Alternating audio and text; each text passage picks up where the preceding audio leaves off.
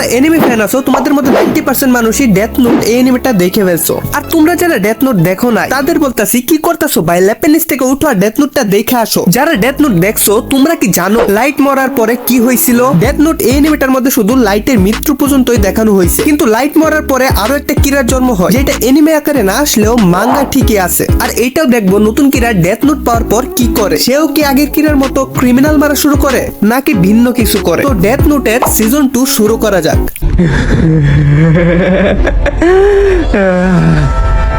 এখন আমার পথের কাঁটা সরে গেছে। আরে বুলবিডো লাগাই ফেলছি। It's only a matter of time before I get rid of the police. What do you think of that, Elle? This is my perfect victory! That's right! I win!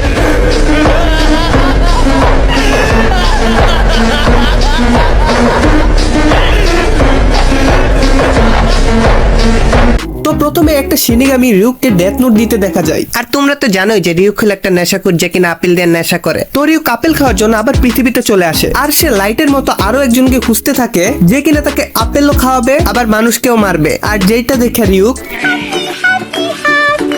তারপর দেখানো হয় রিউক একটা ছেলের কাছে যায় এবং মাটির নিচ থেকে উঠে তারপর ডেথ নোটটা ওই ছেলের মাথায় রাখে। প্রথমে তো রিউককে দেখে ওই ছেলেটা ভয় পায়, কিন্তু কিছুক্ষণ পরই সে তাকে চিনতে পারে। তারপর ছেলেটা বলে, কি রে রিউক, 2 বছর পরে দেখা হইলো। তারপর 2 বছর আগের কাহিনী দেখানো হয় যেখানে টিচাররা কথা বলতেছিল মিনুরু নামের এক ছেলেকে নিয়ে, যে কিনা আইকিউ টেস্টের মধ্যে 3 বছর যাবত জাপানে ফার্স্ট হয়ে আসতেছে, কিন্তু অন্যান্য সাবজেক্ট যেমন ইংলিশের মধ্যে সে অনেক কম মার্কস পায়। তো মিনুরু মাঠে বসে রেজাল্টের কথাই ভাবতেছিল, ঠিক ওই সময় আকাশ থেকে তার মাথায় এসে পড়ে ডেথ নোট। আর তার ঠিক পিছনেই রিউক দাঁড়াইছিল, আর রিউককে দেখার পরে তার ফাইটা যায়। তারপর রিউক আর মিনুরু বাসায় যায়। তারপর মিনুরু জানতে পারে যে তার কাছে যে ডেথ নোটটা আছে এটা কিরা ইউজ করতো। মিনুরু কিরা সম্পর্কে অনেক আগে থেকে জানতো। তো রিউক তাকে জিজ্ঞেস করে, তুমি কিরা সম্পর্কে কিভাবে এত কিছু জানো? তো মিনুরু বলে যে কিরাকে নিয়ে হিস্ট্রি বইয়ের মধ্যে একটা চ্যাপ্টারই আছে। তারপর রিউক মিনুরুকে ডেথ নোটের রুলস গুলো পড়ে শোনায়, কারণ মিনুরু ইংলিশে ছিল দুর্বল। তারপর মিনুরু ভাবে লাইট যেভাবে ডেথ নোট ইউজ করতো আমি সেইভাবে ইউজ করতে পারবো না, কারণ লাইট যখন ডেথ নোট ইউজ করতো সেটা ছিল 10 বছর আগে। এখন পুরো পৃথিবী অনেক উন্নত হয়ে গেছে,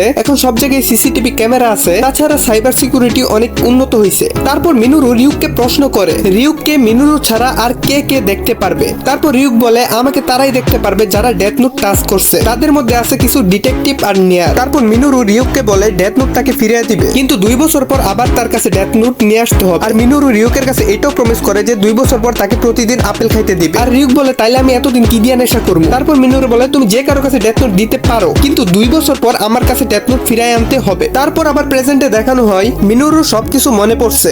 তারপর রিউক তাকে জিজ্ঞেস করে, এখন তুমি ডেথ নোট দিয়ে কি করবা? তারপর মিনুরু বলে, আমি ডেথ নোট সেল করব। আরে ভাই, ওরে কেউ বোঝায় এটা ডেথ নোট, এটা কোনো সবজি বা পণ্য না যায় সেল করব। যাই হোক, তারপর মিনুরু বলে, আমি এই ডায়েরি অনলাইনে নিলামে তুলবো। তার বাসা থেকে 11 কিলোমিটার দূরে একটা টিভি চ্যানেল আছে যার নাম হলো সাকুরা টিভি। এই চ্যানেল ব্যবহার করে পুরো বিশ্বকে জানাবে যে ডেথ নোট সেল দেওয়া হবে। তারপর দেখানো হয় যে সাকুরা টিভিতে নিউজ চলতেছে, আর ঠিক ওই সময় একটা কাগজ আসে, যেই কাগজে লেখা ছিল কিরার পাওয়ার যেটা ব্যবহার করে তুমি যে কাউকে মারতে পারো সেটা নিলামে সেল দেওয়া হবে। তো তোমরা টুইটারে বিড লাগানো শুরু করো, তা অবশ্যই ডলারে হইতে হবে। কিন্তু সবাই ভাবতেছিল যে এই কাগজটা বাতাসে কিভাবে ভাসতেছে। আসলে ওই কাগজটা রিউক টিয়ার দ্বারাই ছিল, কিন্তু রিউককে যেহেতু কেউ দেখতে পারে না তাই সবাই ভাবতেছিল বাতাসে এই কাগজটা ভাসতেছে। কিন্তু যে ডিটেকটিভ গুলা ডেথ নোটকে টাচ করছিল তাদের মধ্যে একজন রিউককে দেখতে পায়। মিনুরু রিউককে বলছিল যে 30 সেকেন্ড কাগজটা ধরে রাখতে। তো রিউক ঠিক 30 সেকেন্ড পর মাটির নিচ দিয়ে চলে যায়। তারপর আমাদের নিয়ারকে দেখানো হয় যে কিনা এল এর পজিশনে আছে। তারপর নিয়ার মানে এল নতুন কিরাকে একটা নাম দেয় যেটা হলো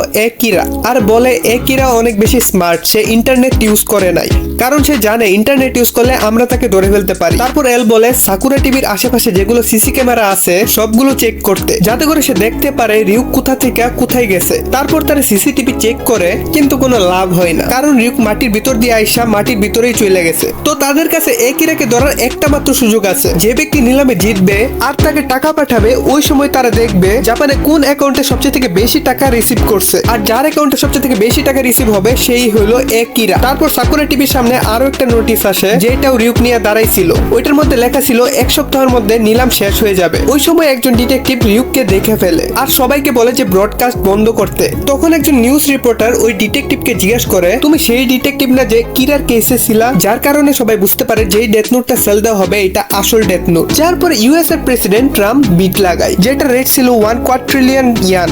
তারপর এল কে দেখানো হয়, এল চিন্তা করে এত টাকা যদি অনলাইনে ট্রান্সফার করে তাহলে সহজেই জানা যাবে কার অ্যাকাউন্টে এত টাকা আসছে। তারপর রিউককে দেখানো হয়, যার পিছন থেকে আরেকটা শিনিগামি আসে আর বলে শিনিগামি কিং রিউককে ডাকছে।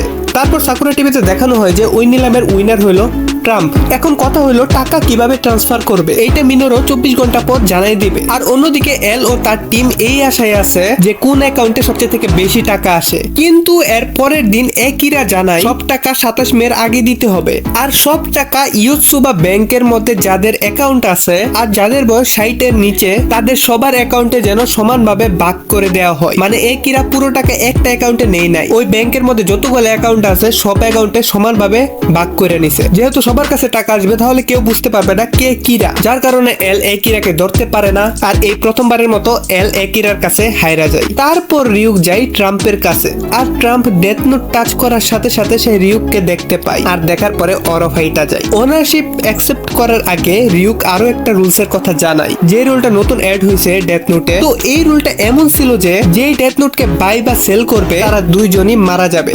মানে এখন যদি ট্রাম্প ওনারশিপ অ্যাকসেপ্ট করে তাহলে সেও মারা যাবে। আর যেটা শুনে ট্রাম্পের ডট ডট কাঁদে উঠে যায়, আর তারপর সে ওনারশিপ অ্যাকসেপ্ট করে না। এক মাস পর সবাই টাকা পাওয়া যায়, আর ওই সময় মিনুরু মারা যায়। রিউক লাইটের নামের নিচেই মিনুরুর নাম লিখে দেয়। তাতে রিউকের কিছুই যায় আসে না, তার তো দরকার নেশা করার জন্য আপেল। নেশাখোর শিনেগামি রিউক। তো তোমাদের কাছে কাহিনীটা কেমন লাগলো আর কিরাকেই কেমন লাগলো? আমার কাছে তো আগের কিরাই সবচেয়ে থেকে বেশি স্মার্ট মনে হয়েছে। তো যাই হোক, আজকের ভিডিওটা এ পর্যন্তই। যদি ভিডিওটা ভালো লাগে থাকে তাহলে কষ্ট করে চ্যানেলটাকে সাবস্ক্রাইব করে দিও। তো আজকের মতো বিদায়।